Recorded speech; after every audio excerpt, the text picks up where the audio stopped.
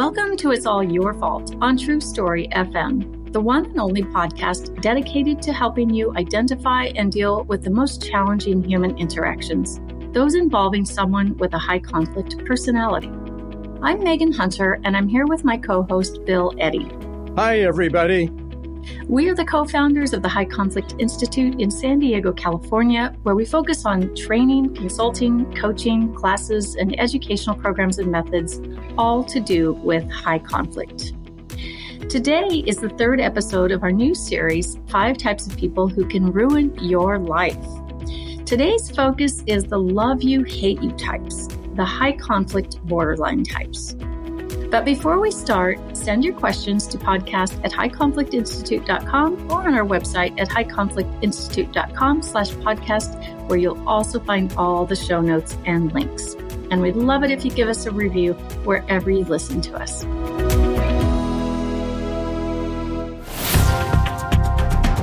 All right, Bill, the first week in the series, we talked about the basics of the high conflict personality and the 4 defining characteristics, which roughly perhaps 10% of the population.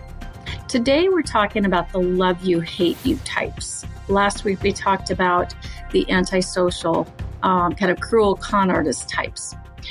So this week, it's the high conflict borderline personality. Now, if you're someone who's never heard of that, it probably seems like a lot of, wow, that's really big, huge, scary. I don't know what that is. So we're going to break it down today.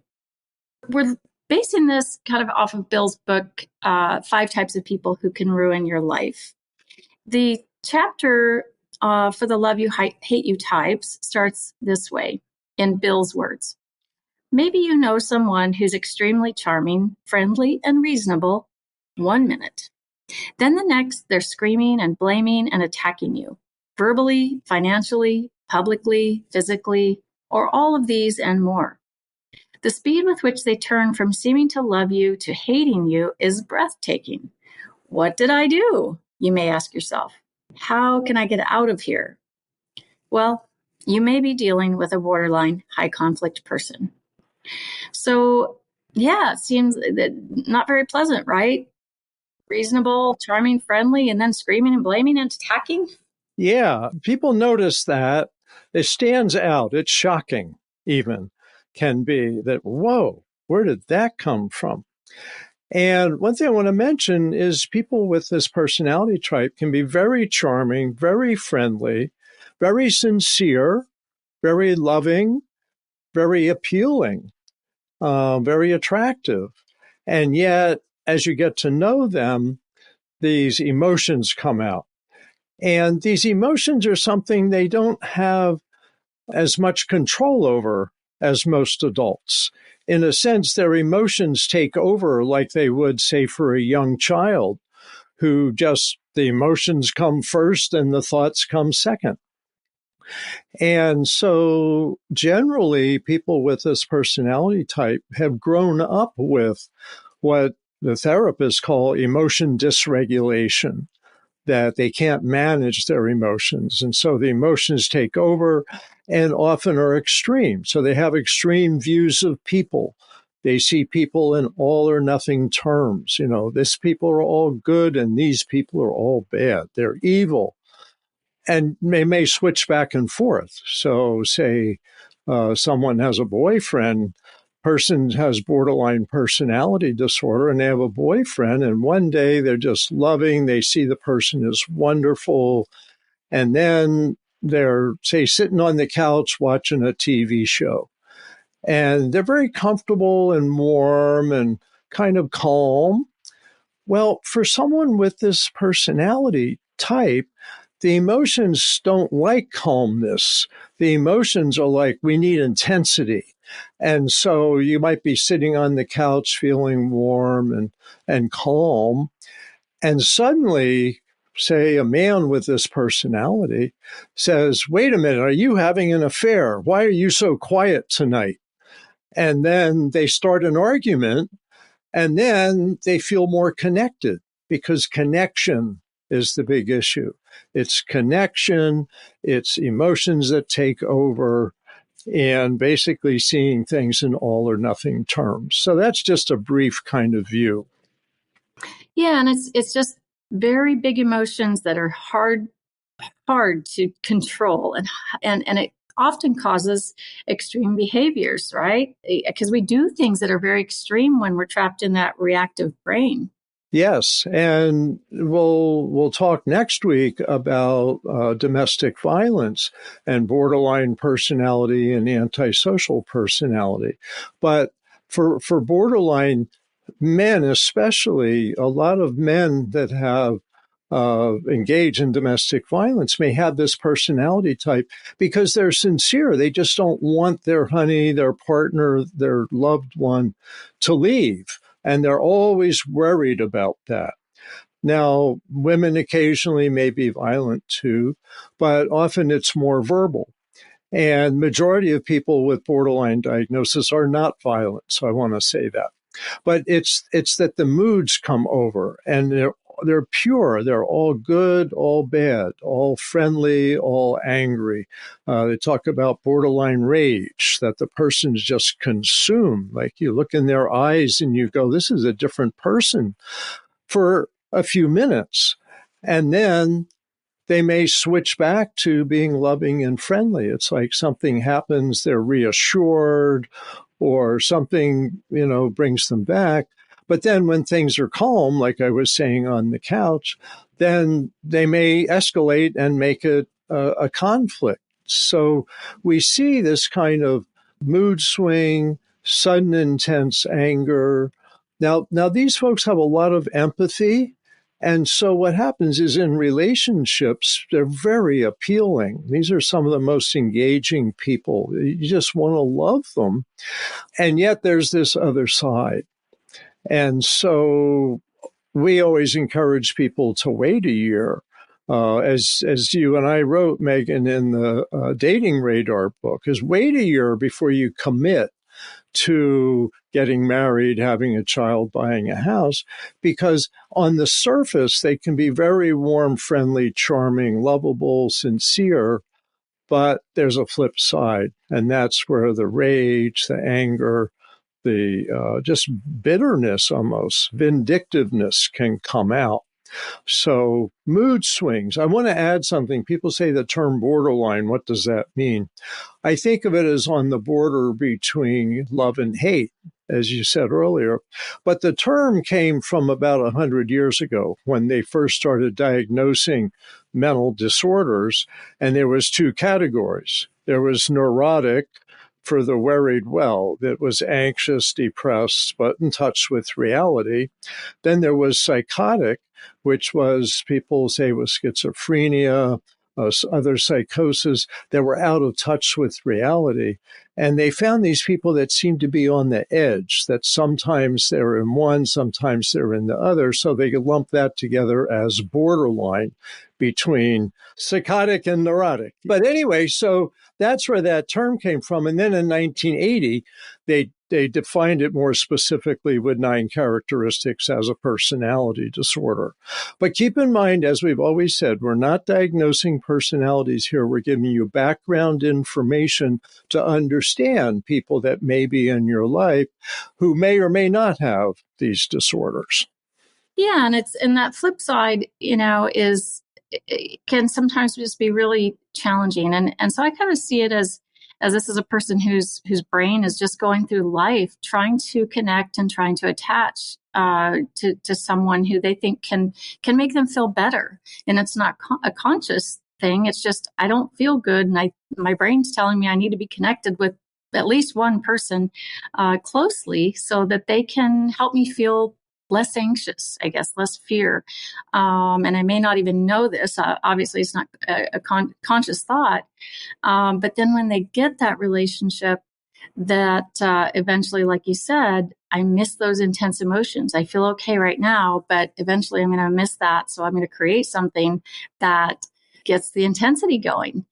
And the effect on the person closest to them that they're with, whether it's an intimate romantic relationship, a family relationship, or even, a friendship, it can be quite confusing and shocking.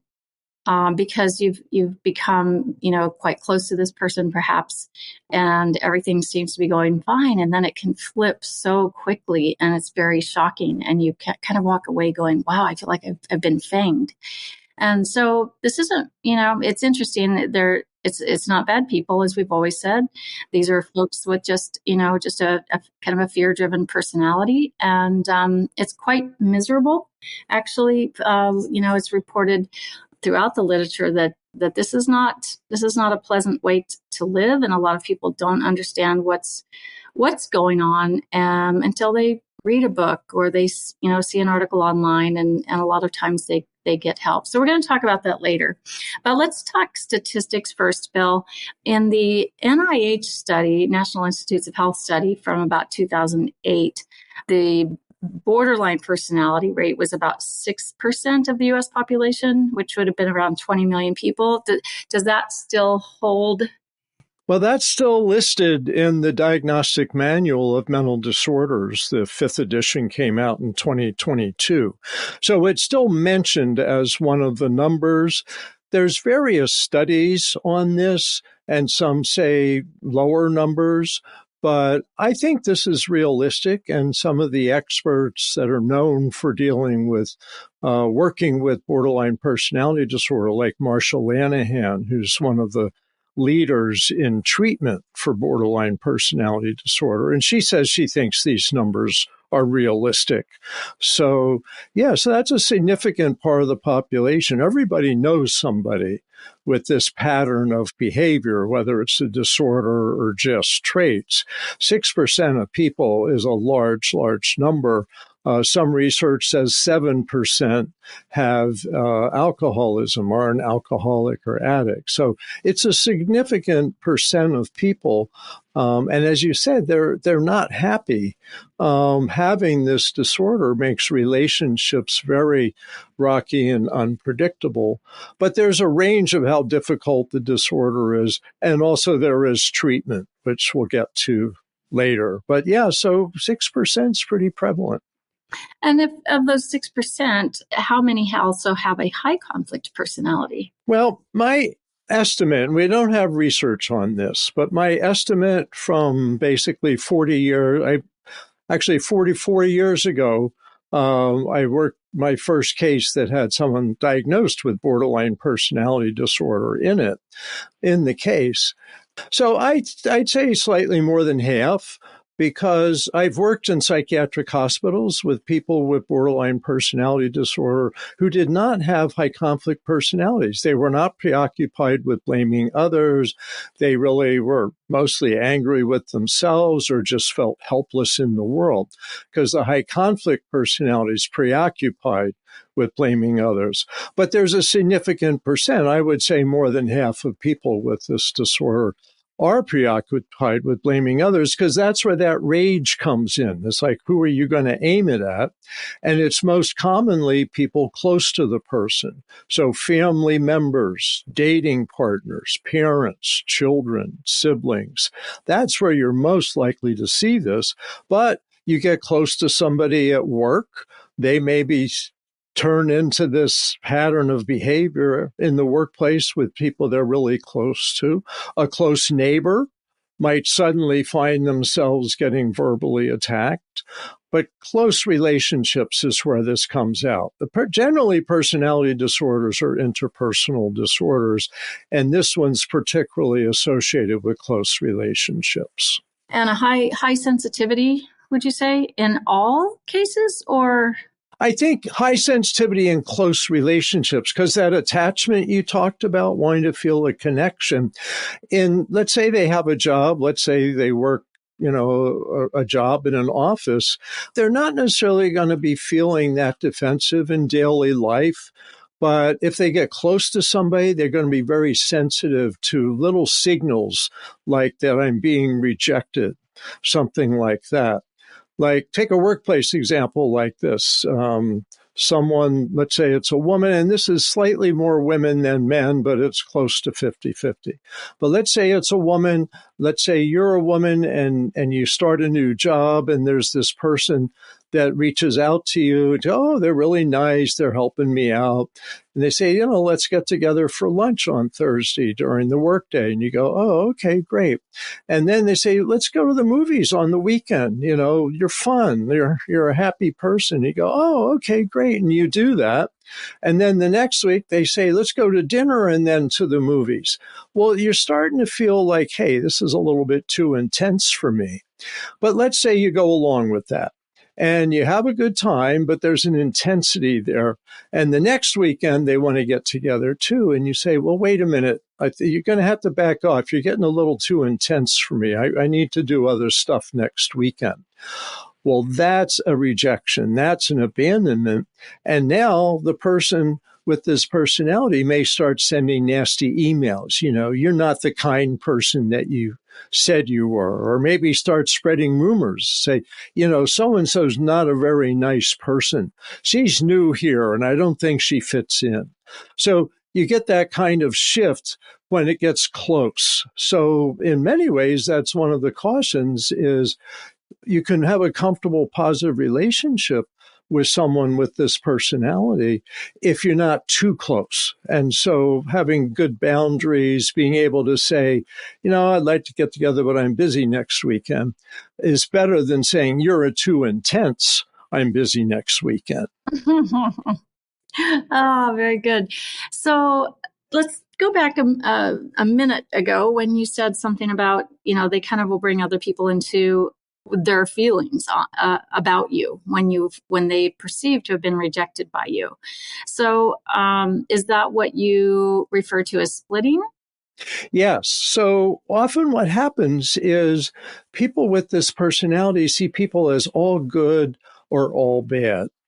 And so now that you were all good and you've turned all bad because of minor rejection, but they flip, their perception flipped to the other side. So you're all evil. Now they look to other people to be the all good people. And one of the ways they form relationships with people, close relationships, is to get them to join with them against somebody else. And so you start seeing this split. You're one of the good people, and that's one of the bad people. What's interesting and sad is people with this personality with their kids. It's not unusual that they have a child they see as all good and a child they see as all bad. And so they split. We call it splitting the children. But in the workplace, they call it staff splitting, where someone might see half the staff of a business as friendly and charming and happy, and the other half is evil and terrible. And they'll pit people together like that. I've seen that especially in healthcare organizations and higher education, in administration and college and universities and such, where you might have a student with this personality and they tell half the staff you're wonderful and half the staff are terrible, and they get them fighting with each other. Okay. So let's move on to a few of the things you talked about in your book. Apologizing and lying and seeking revenge. So let's start with lying. We're going to ask us about each of the 5 types as we go through this series. I think there's some that have a higher propensity to lie, perhaps, but when this fear is driving one's brain, this fear-based operating system, and this type is trying to connect, fear of abandonment, will that cause them to lie? And if so, what does that look like? It can. And all of the high conflict personalities lie more than the average person, but some lie more than others. And so this is kind of in the middle. Like the antisocial personality lies the most. They totally make stuff up. But people with borderline personality may lie to preserve a relationship. And so it's possible, for example, that they may be having an affair, but they accuse you of having an affair. Say you're in a couple relationship. And so they're lying about that they're having an affair, but because of what we call projection, that's a mental health term, that they say you're doing what they're actually doing, they may accuse you of having an affair and look for signs you're having an affair and blame you for having an affair when you're not. So they can get stuck in that kind of lying to preserve the relationship. I think of the example, I may have given this in another podcast, but I read about this one. There was a guy who just felt his girlfriend was too intense, and so he was going to split up with her. So he says, I've decided you're too intense and I need to split up with you. And she was devastated and said, "Oh my goodness, honey, because I just found out this morning that I'm pregnant." Well, the guy felt like, "Oh my goodness, I've got to do the responsible thing." And so he marries her, and 9 months later, there's no child. Yeah. You can imagine he's pretty irritated about having been lied to into getting married. That's the kind of thing. It often has an attachment purpose. And so you kind of can see a logic to it, but that's not a justification for it. And that's the kind of thing when people are in recovery from borderline personality disorder, they're learning more self-management skills, is to really try to be in relationships where being honest will be the way to go, and trying to be more honest themselves. So lying certainly can be an issue. Yeah, and I've seen some that will be very frustrated with the relationship they're in and go out kind of seeking a new relationship, not even consciously, right? Just trying to make those connections and attachments elsewhere because they're so miserable where they're at. And so I kind of see it as kind of a spider web that, okay, I'm going to try to attach my spider web here and then attach it as many places as I can so that I can leave this situation I'm in.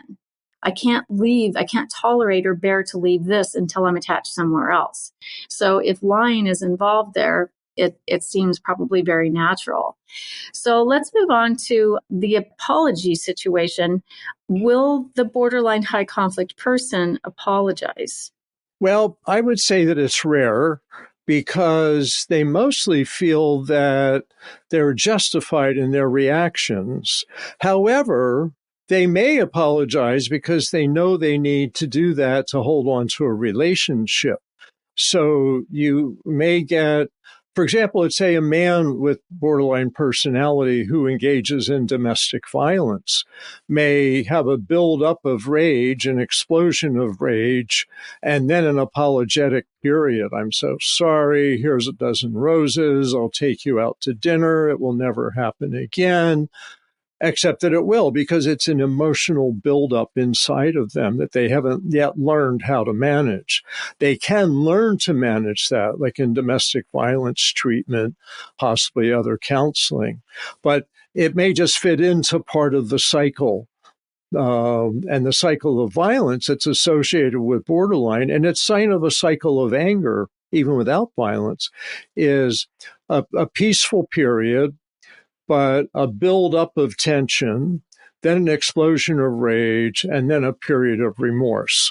And so those three steps, often they're one or another place in those three steps. But the remorse period is when you get apologies. Okay.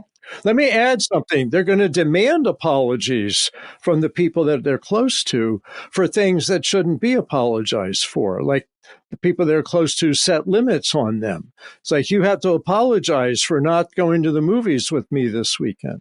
And you don't want to apologize because you didn't want to and you never promised that. So don't apologize to someone like this if it's not true. If you've made a mistake, certainly apologize for that if you want, but realize they may blow it way out of proportion. So apologies can be tricky from both ends. And we're typically apologizing out of an attempt to fix it or out of our own stress in that moment, because these can be very stressful moments and we're emotionally hooked, or we're trying to defend ourselves or figure out how to get out of this, or maybe we're just plain confused. So you just have to take that step back and think about it. Think before you do these things. Right. So let's take a short break, and then we're going to come back and talk about revenge and vindictiveness.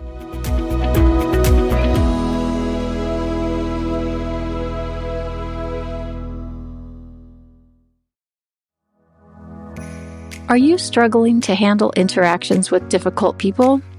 Our Conflict Influencer class is here to help. This is a class that I teach periodically for 6 weeks at a time. In just a few sessions, you'll learn powerful techniques to influence conflicts with a high conflict person in your life. You will gain skills in communication, such as using ear statements to de-escalate, think actions to shift people into problem solving, to use BIF responses to respond to hostile emails, and proposals to reach agreements without high emotion or escalation. With this class, you'll be able to transform your approach and become a master at navigating tough relationships and proceed with confidence. So sign up today and start turning conflict into collaboration with the Conflict Influencer class. Visit us at highconflictinstitute.com to learn more and enroll now. The link will be in the show notes. So let's talk, Bill, about why does that borderline brain seek revenge and why are they vindictive? Because, we hear a lot of stories over the years of really high level extreme behavior, which, revenge and vindictiveness is something that 90% of people would never do. So why does this brain do this? It seems to be what makes the most sense to me is that a lot of mental health researchers, psychiatrists, psychologists have said that in many ways, the borderline brain or personality hasn't developed past early childhood. So picture if you're a child and you're 2 or 3 years old and your parent says, I've decided to leave. I'm going to leave you forever. Goodbye. Good luck. And that's like your only parent, and they leave, they go out the door. You're going to do everything in your power to hold on to them because you can't survive without them. And so in many ways, people with borderline personality feel like they can't survive without their attachment person, which when you're a child, your mother, your father, just picture if they were to leave you. This is how you would feel if you were 2 years old. So those feelings just take over and make them really desperate to cling. But if they really believe they've been abandoned, they're really being rejected, then they switch over into this rage. And the rage may actually destroy. That's when people get killed sometimes, is it may be a borderline rage and an abusive person can't stop themselves and goes all the way to strangle someone to death or something like that. So it seems to be part of survival mechanism of early childhood. Like if you're an infant and you're not getting the attention you need, you go into a rage, you scream and scream, and then someone comes and helps you. So it's really kind of that 2, 3-year-old psychology that the brain hasn't moved past. Which means parenting is so important, right? Yes. We see why it's so important, and being there and prioritizing parenting and attachment, having, building a secure attachment in your children. It's just so important. So it's interesting. We'll talk in the next episode about borderline and antisocial in relation to domestic violence. And I want to ask you, Bill, in that episode about the terms an abusive person versus a surviving person. I'm sure a fine line in most people's minds, but it's kind of an interesting concept. So let's switch now into more of the hopeful piece, and let's start with. We aren't going to go deeply into all the different treatments, but we do know that this is the one of the 5 types that has the most hope for success, for eventually maybe no longer qualifying for the diagnosis and really getting a hold of their, being able to manage their emotions and decrease those extreme behaviors down to moderate behaviors and things through dialectical behavior therapy and some others. Are people able to heal on their own without that type of either trauma treatment or dialectical behavior therapy or other treatments, Bill? Well, there's some stories and some small studies that have indicated that this does get better with time, that as the person ages, that the intensity of borderline traits may diminish. But I want to say that's not what I've seen. from most people in this situation. If they're not actively involved in a treatment program, that generally this pattern of behavior continues and is relatively stable throughout a lifetime. And not that it's stable there, it's an instability that's consistent over a lifetime. So I think therapy really does make a difference. I hear some stories of someone getting into a stable marriage with a partner who happens to be really well-centered and can kind of tolerate the mood swings of someone with borderline without abandoning or triggering a lot of abandonment. So it may be possible, but I want to really emphasize that there is treatment. People can get that. People are succeeding with that. The most effective treatments seem to combine cognitive behavioral therapy skills. So cognitive is thinking, learning to tell yourself positive phrases, changing your thinking. When something feels hopeless is to say, no, I don't know what the future is. This may be a hopeful situation, so I'm not going to jump to conclusions, things like that. That's the cognitive part. The behavioral part is practicing new behaviors. For example, saying, I am angry with you, rather than demonstrating it by throwing things or storming out of a room. So cognitive behavioral skills. The most popular method with that approach is called dialectical behavior therapy, or DBT. And that's been quite successful with a lot of people, including, as you said, Megan, that people outgrow the diagnosis in some cases. So that's what's encouraging. But I said there's two parts to the treatment. The other part is a secure attachment relationship with a therapist. With good dialectical behavior therapy, there's a group therapy that people learn skills in, but there's also an individual therapy where the person can work with the counselor on using the skills and getting through the week and talking things through. I also want to say that there's people who are good therapists who have a different approach than DBT, but because they have a good, strong therapy relationship, they're able to do a really good job. So the strong attachment with a therapist, and maybe I shouldn't use the word attachment because that really is a childhood period that people go through, but a secure relationship with a therapist can really help people in learning the skills and becoming more self-aware and more balanced in how they handle relationships. So one last question, and then we'll wrap this up, Bill. This has been so very helpful. In a brief statement, why should professionals who might have someone, with this in their, their caseload, their customer base, why is it important to have this information? And what's one tip you could give them? To therapists? Oh, well, to any professionals, any, lawyers or mediators or HR professionals. To me, I would emphasize empathy, that if you can muster empathy for someone with this personality, they're going to feel your empathy and calm down. They're not going to be as anxious. If you can show them you're really willing to listen, that you care to the extent that a professional can appropriately care for someone, that you convey this, I can work with you. I want to work with you. I can help you. Let's go through this roller coaster together. And that sense of, I can work with you. I'm willing to work with you. And I'd like to help you.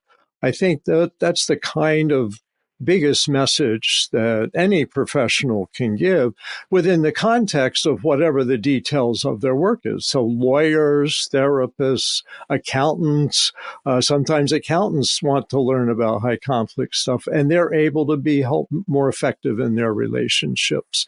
So I think that's the key, is have some empathy and show some empathy. And would you say the same for someone who's in a personal relationship? Yes. But don't overdo the empathy. In a personal relationship, you also need to be able to set boundaries and have healthy boundaries. But you can enforce your boundaries with empathy. So you can say, it's not okay for you to talk to me this way. I'm going to have to stop the conversation if you keep talking to me this way. But I'd like to have a nice conversation with you, a civil conversation. So let me know when you're ready to have that. So that shows some empathy while also setting limits. So you got to have both of those if you're in a close relationship. All right. Well, we've just, barely hit the tip of it of all of this, but we have a lot of resources and materials, and we'll put those links in the show notes.